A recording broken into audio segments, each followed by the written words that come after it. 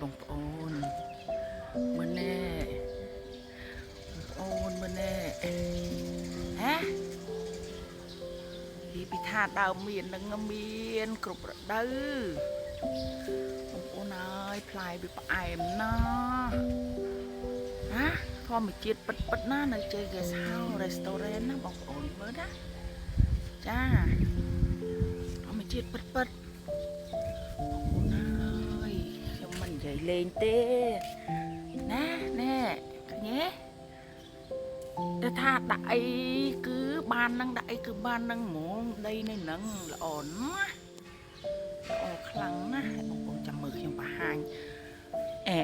ដើមមួយខ្ញុំមិនដឹងថាបងប្អូនស្គាល់អត់ទេបើស្គាល់ចាំ comment មកណាចាជីងបងប្អូនស្គាល់ទេ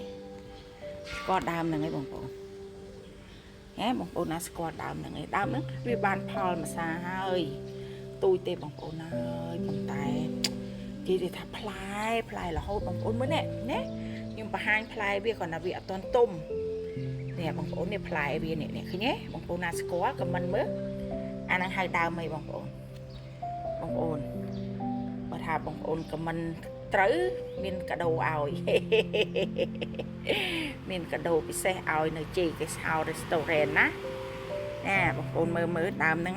ដើមអីគេបងប្អូនបងប្អូនណាស្គាល់ចាំជួយខមមិនមកអរគុណច្រើនជម្រាបលាបងប្អូនសូមឲ្យសុខសប្បាយទាំងអស់គ្នាមានសេចក្តីសុខសាន្តទាំងអស់គ្នាបងប្អូនណា